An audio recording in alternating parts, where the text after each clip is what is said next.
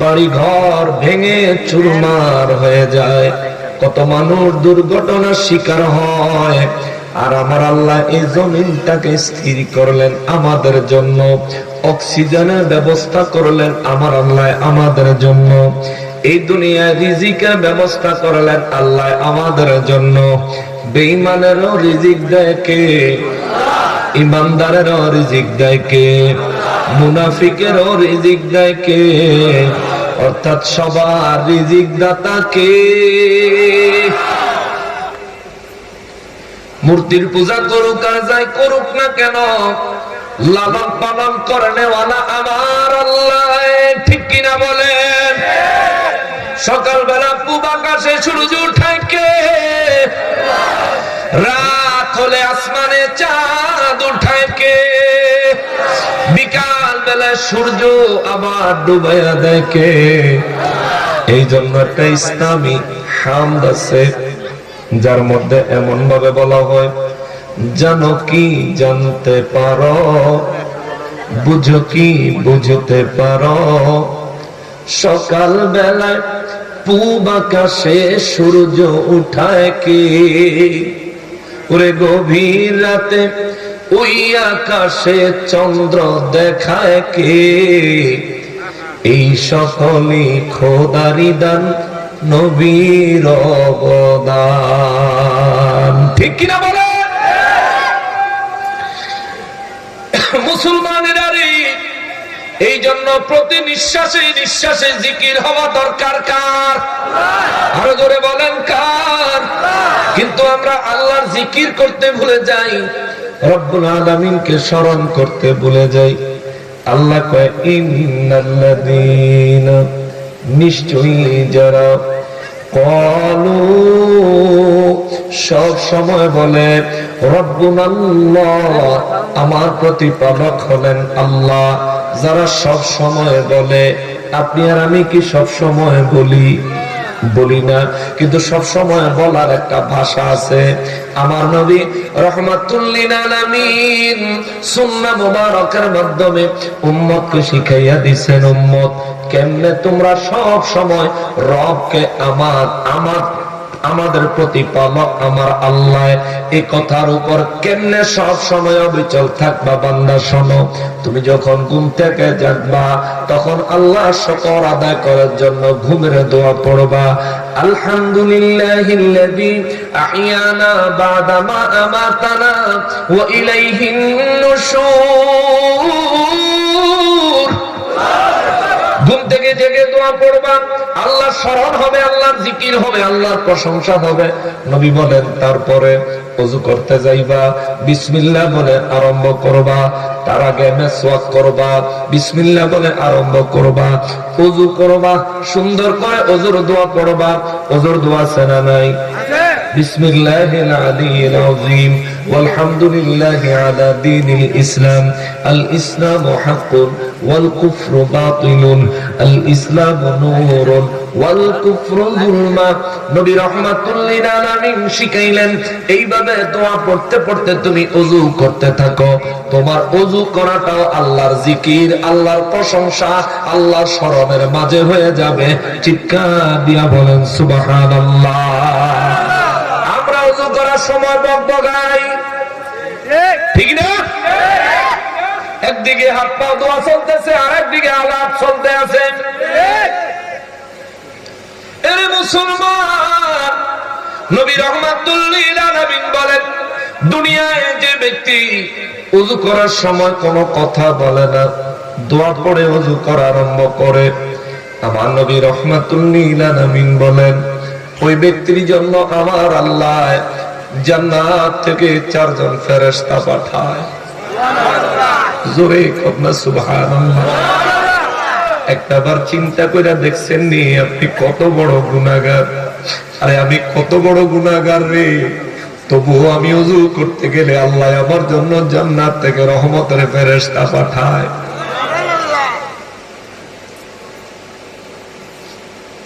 নবী বলেন, রব্বুল ইজ্জতের নির্দেশে 4 জন ফেরেশতা, যে ব্যক্তি আল্লাহ স্মরণ করতে করতে ওযু আরম্ভ করে, ওই ব্যক্তির জন্য আল্লাহ 4 জন ফেরেশতা জান্নাত থেকে পাঠায়।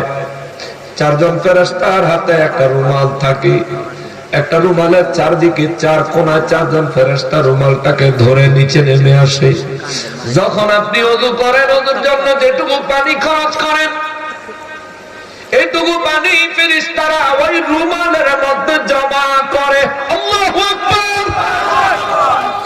নবী বলেন, কোন ব্যক্তি ওযু করার সময় যখন কথা বলা আরম্ভ করে রে, এই ওযু করেনেওয়ালা ব্যক্তি যখন একটা কথা বলে, একজন ফেরেশতার রুমালের এক কোণা ছেড়ে চলে যায়। যখন দ্বিতীয় কথা বলে, ওযু করার ওই ওযু করেনেওয়ালা ওযু অবস্থায় যখন দ্বিতীয় 2 নাম্বার কথাটা বলে, দ্বিতীয় কথাটা বলে, আরেকজন ফেরেশতা রুমালের আরেকটা কোণা ছেড়ে চলে যায়। বন্ধ করে 3 নম্বরে নবী বলেন, তৃতীয় নম্বরে যখন আমার উম্মত আরো একটা কথা বলে, আরো একজন ফেরেশতা চলে যায়। 4 নম্বরে যখন আরো একটা কথা বলে, ওই ফেরেশতাটা দুনিয়া থেকে আসমানে চলে যায়। তার ওযুর পানিটা জমিনে পড়ে থাকে। আর যে ব্যক্তি কথা বলা ছাড়া ওযু করে সম্পন্ন করে, আল্লাহ পাকের স্মরণ করতে করতে সম্পন্ন করে, আমার নবী বলেন আল্লাহর নির্দেশে, আমার আল্লাহর নির্দেশে এই ফেরেশতারা তার ওযুর পানিগুলো রুমালে জমা করে।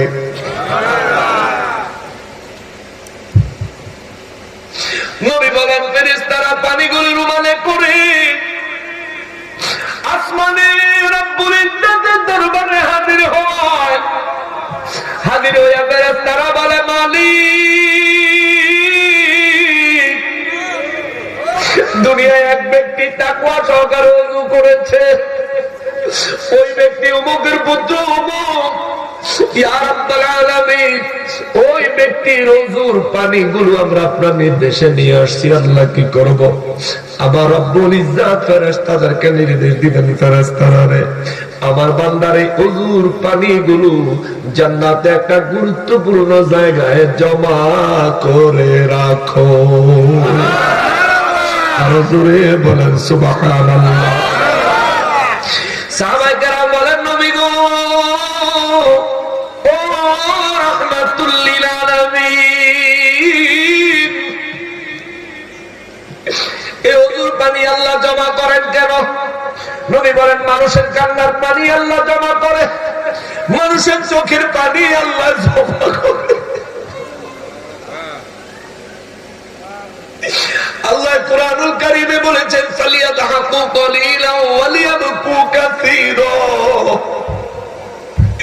বান্দারে তুই বেশি পরিমাণে কাঁদ আর অল্প পরিমাণে হাস, হাসো কম কিন্তু কান্না করো বেশি। কেননা বান্দা, তোর কান্না আমি আল্লাহর রহমতের দরিয়ার মধ্যে ঢেউ উঠাইয়া দেয়। আল্লাহু আকবার। বান্দারে, ওরে বান্দা, তোর কান্না আমি রবের সাথে তোর সম্পর্ক আরো আরো আরো গভীর করে দেয়। নূর নবী রাহমাতুল লিল আলামিন বলেন, মানুষের ওযুর পানিগুলো আমার আল্লাহ জমা করেন, মানুষের চোখের পানিগুলো আমার আল্লাহ জমা করেন। সাহাবায়ে কেরাম বলেন, নবী গো, ও রাহমাতুল লিল আলামিন, এই চোখের পানি, ওযুর পানি আমার আল্লাহ জমা করেন কেন? আমার নবী 2 চক্ষু মোবারকের পানি মোবারক ছেড়ে দিয়েছে। বাচ্চাদের মতো নবীজি কান্না আরম্ভ করেছে। সাহাবীরা কয়, নবী গো, যদি আপনাকে কষ্ট দিয়ে থাকি, ইয়া রাসূলুল্লাহ, আমাদেরকে ক্ষমা করে দেন। নবী গো, আপনাকে কষ্ট দেওয়ার জন্য বলি না, ও নবী, জানতে ইচ্ছে হয়েছে এই জন্য বলেছি গো নবীজি। একটু দয়া করে বলেন গো নবী, আল্লাহ মানুষের চোখের পানি আর ওযুর পানি কেন জমা করে? আমার নবী বলেন, সাহাবীরা রে, আমি আমার রবের দরবারে সিজদা লাগায়া কেঁদেছি। ইয়া রব্বে কারীম, হাসরে আমার উম্মতের অবস্থা হবে কি?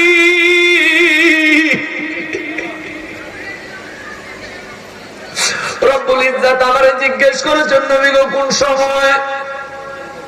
আমার নবী রাহমাতুল লিল আলামিন বলেন আমি আমার রবকে বলেছি আল্লাহ যে সময় হাসরের ময়দানে ৭০,০০০ ফেরেশতারা জাহান্নামের গলায় শিকল লাগায়া জাহান্নাম থেকে পিছন থেকে লাগাম টেনে ধরে রাখবে, আর আপনার নির্দেশে জাহান্নামটাকে হাসরের ময়দানে হাজির করা হবে। জাহান্নামটা হাত দিবে, জাহান্নামটা হাত দিবে। নবী বলেন সাহাবীরা রে,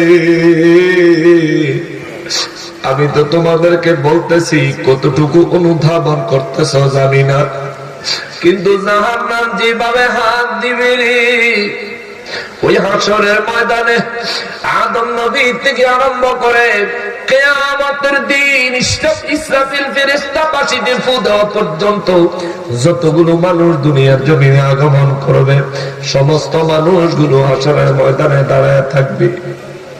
আমার নবী বলেন সমস্ত মানুষগুলো ১২০ কাতার হবে। নবী বলেন তার মধ্যে ৮০ কাতার হবে আমি নবীর উম্মত।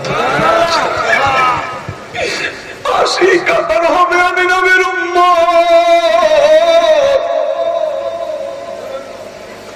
৩ ভাগের ২ ভাগ আমি নবীর উম্মত। সাহাবীরা রে, এরা সাহাবীরা সেদিন শুধু মানব জাতি ১২০ কাতারে দাঁড়াবে, এখানেই শেষ নয়, জিন জাতি কাতার বন্দী হয়ে দাঁড়িয়ে যাবে। আল্লাহর ১৮,০০০ মাখলুকাত হাসরের ময়দানে দাঁড়ায় যাবে। মাথার হাত উপরে সূর্য চলে আসবে, পায়ের নিচের জমিনটা তামায় রূপান্তর হয়ে যাবে। সূর্যের তাপে পায়ের নিচের জমিনটা গরম,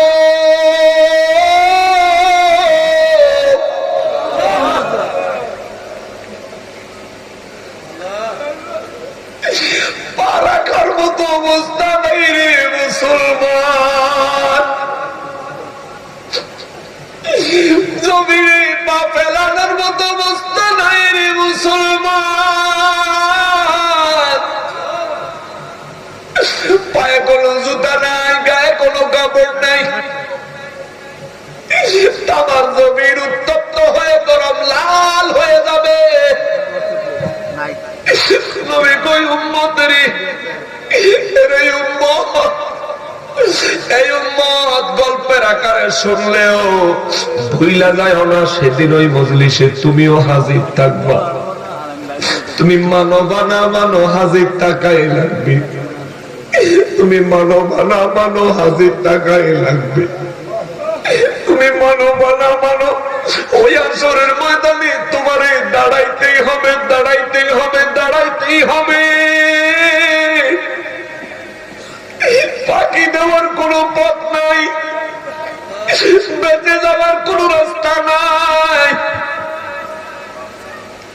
নবী রাহমাতুল লিল আলামিন বলেন উম্মতেরা রে, ওই মুসিবতের দিন আল্লাহর আযাব থেকে কিছু মানুষকে আমার আল্লাহ বাঁচাবেন, কিছু মানুষের বাঁচায়া আল্লাহর আরশ আজিমের ছায়ার নিচে আমার আল্লাহ জায়গা দিবে।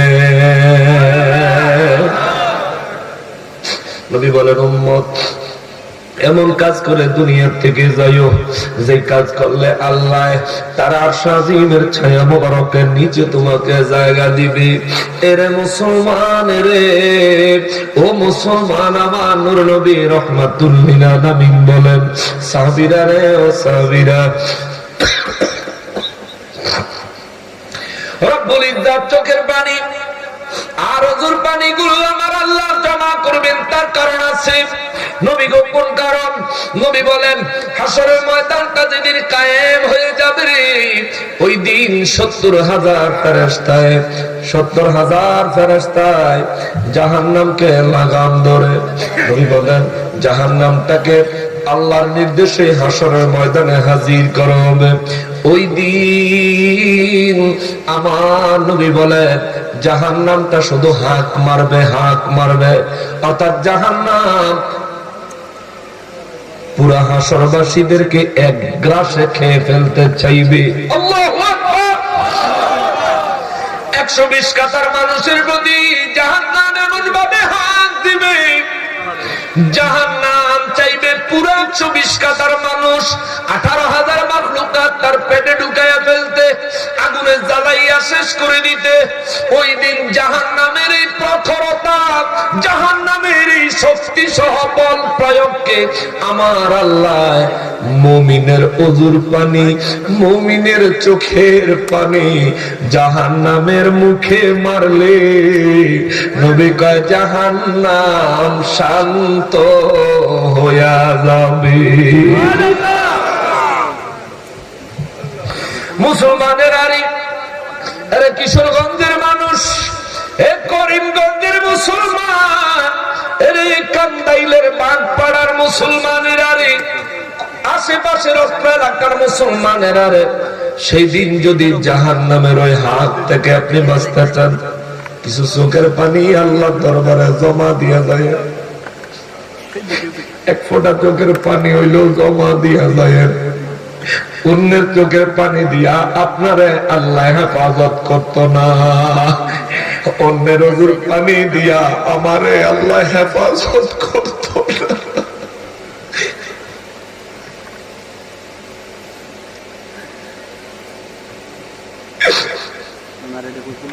এই জন্য বাবা নিজে একটু গুরুত্ব সহকারে ওযু করবেন।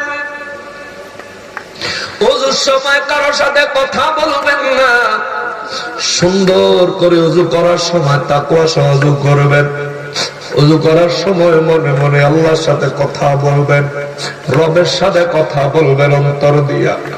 ও আমার আল্লাহ, আমি যে ওযু করতেছি মালিক তোমার কুদরতের কদমে লুটাইয়া পড়ার জন্য। ও আমার রব, কেমনে ওযু করলে তুমি খুশি হইবা আল্লাহ আমি জানি না। আমি বড় না খান্দা, আমি বড় মূর্খ। ও মালিক,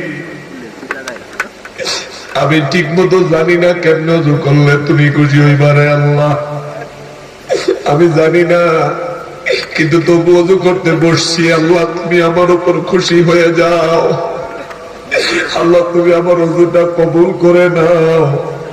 যেমনে ওযু করলে মালিক,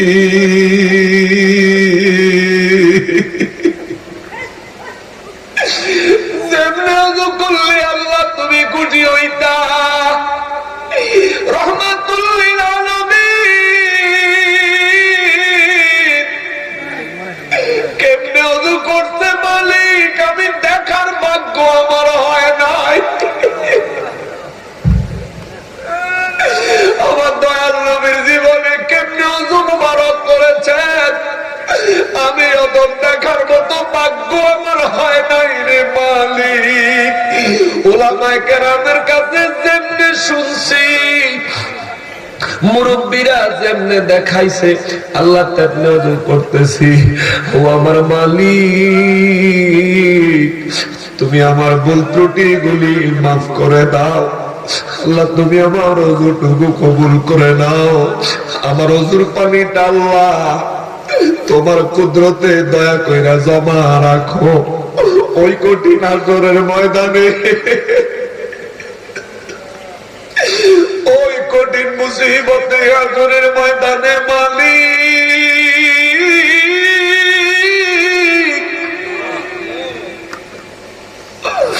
যেদিন মা সন্তান চিন্ত না, যেদিন স্বামী বিবি চিন্ত না, বিবি স্বামী চিন্ত না, যেদিন সন্তানে মা বাবার পরিচয় দিতে চাইতো না, হায় হায় রে মানুষ কেমনে দুনিয়ার চিন্তায় দুনিয়ার ধান্দায় কেমনে মানুষ তুমি জিন্দেগি পার করতেছ রে মানুষ। এই কথাগুলো চিরসত্য চির বাস্তব, এটা হবে রে মানুষ, রে মানুষ এটা হবে। ও মানুষ, ও মানুষ, এর নবীর উম্মত, এ মুমিনের দল, এই ইমানদারের দল, এরা ইমানদারের আরে, এরা মুসলমানের আরে, এটা চিরন্তন সত্য রে বাবা। মরাই লাগবো, কবরে যাওয়াই লাগবো, হাসরে উঠাই লাগবো।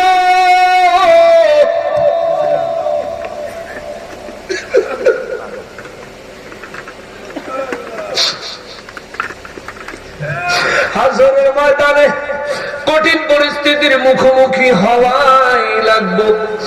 আজ এই মাহফিল থেকে চাইলে আপনি উঠে চলে যাইতে পারবেন, কিন্তু হাশরের ময়দান থেকে উঠে যাওয়ার কোনো সুযোগ থাকবে না।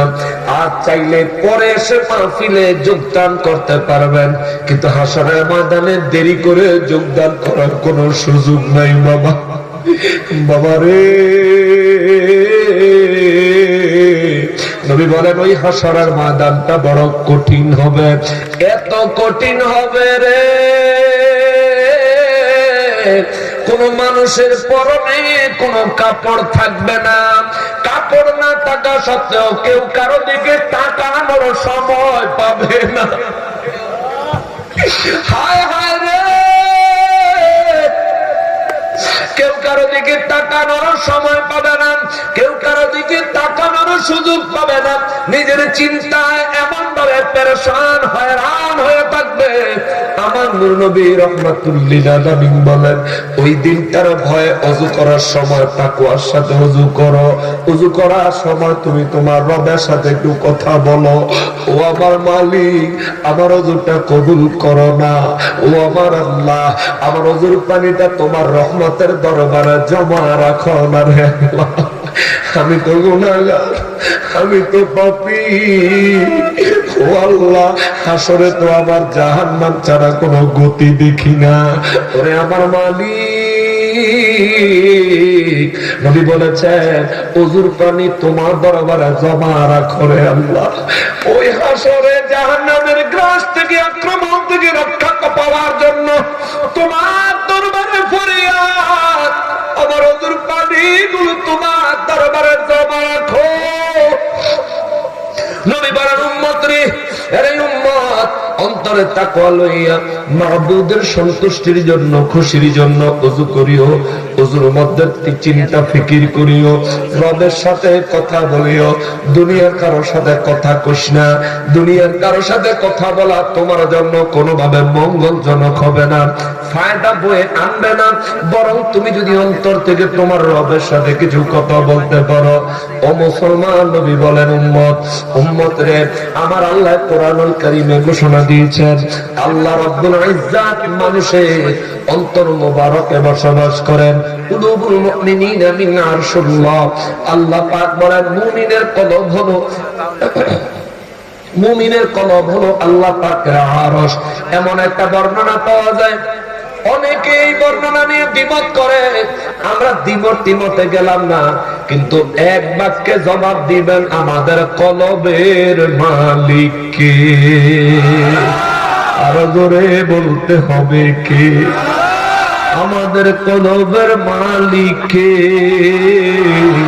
আমাদের রিজিকের মালিক কে? আমাদের হায়াতের মালিক কে? মওত আমাদেরকে যে কোনো মুহূর্তে দিতে পারেন কে? ও মালিক, জিন্দেগি আপনার, দেহ আপনার, রূহ আপনার, হায়াত দিয়েছেন আপনি, ঈমানদার বানাইছেন আপনি। ফরিয়াদ করি মওতের সময় ঈমানি মৃত্যু দিয়ে নামি। মুসলমানেরা রে, আমার প্যারা নবীর উম্মতেরা রে, আমার রব্বুল ইজ্জত বলেন দুনিয়ার মানুষ ইন্নাল্লাযীনা, নিশ্চয়ই যারা কলু সব সময় বলে এবং এই কথার উপর যারা অবিচল থাকে, রব্বুনাল্লাহ, আমার রব হলেন আমার আল্লাহ, আমার রব হলেন আমার আল্লাহ, আমার রব হলেন আমার আল্লাহ। নবী বলেন আমার আল্লাহ বলতেছেন দুনিয়ায় যারা এই কথার উপর অবিচল অটল থাকে, ثم استقاموا تتنزل عليهم الملائكة, الله أكبر। রব্বুল ইজ্জত বলেন ثم استقاموا, যারা বলে আমার হলেন আল্লাহ, সুম্মা ইসতাকামু, এবং এই কথার উপর মৃত্যু পর্যন্ত অবিচল থাকে, অনড় থাকে, মাঝখান দিয়ে রবকে ভুলে যায় না। আমরা তো এমন মানুষ, এমন গুনাহগার, আল্লাহর দেওয়া জমিনে বসবাস করি, আল্লাহর দেওয়া সূর্যের আলোতে দিনে চলাফেরা করি, আল্লাহর দেওয়া রাতে আল্লাহর দেওয়া ঘুম ঘুমায়া নিজের দেহকে রিল্যাক্স করি, ব্রেনকে রিল্যাক্স করি, অথচ রব্বুল ইজ্জাতের নাম নেওয়ার খবর নাই, রব্বুল ইজ্জাতের শুকর আদায় করার খবর নাই। আল্লাহ কয় বান্দা এমন হোস না, এমন হোস না, ওরে বান্দা এমন হোস না, এমন হোস না, ও বান্দা এমন হোস না। শোন, আমি কিছু খোঁজ খবর দেই, শোনো। দুনিয়ায় যারা বলে আমার আমার রব হলেন আমার আল্লাহ, এই কথার উপর যারা মৃত্যু পর্যন্ত অবিচল থাকে, এই কথার উপর যারা মৃত্যু পর্যন্ত ঈমানের দিক থেকে প্রতিষ্ঠিত থাকে, তাতানাজ্জালু আলাইহিমুল মালাইকা, আল্লাহু আকবার। আল্লাহ বলেন এই ধরনের মানুষ, এই ধরনের মানুষদের কাছে আমি রব্বুল আলামিনের পক্ষ থেকে ফেরেশতা নাজিল হয়। চিৎকার দিয়া কোন আল্লাহু আকবার। আপনি মরতে হবে এমন কথা এই আয়াতে বলেন নাই। আল্লাহ বলেন ইন্নাল্লাযীনা ক্বালু রাব্বুনাল্লাহু সুম্মা ইসতাকামু, দুনিয়ায় যারা আমি রব্বুল ইজ্জাতকে তাদের রব হিসাবে মেনে নেয়, সুম্মা ইসতাকামু, এবং তারা সব সময় তার উপর অবিচল থাকে এবং সব সময় জবান খুলে ফখর করে, একেবারে অন্তর তৃপ্তি সহকারে যারা বলে আমার রব হলেন আল্লাহ, আল্লাহ কয় তাতানাজ্জালু আলাইহিম, আমি আল্লাহ তাদের উপর ফেরেশতা নাজিল করি, তাতানাজ্জালু আলাইহিমুল মালাইকা, আমি রব্বুল আলামিন তাদের উপর ফেরেশতা নাজিল করি। আল্লাহ তাখাফু ওয়ালা তাহজানু ওয়াবশিরু বিল জান্নাহ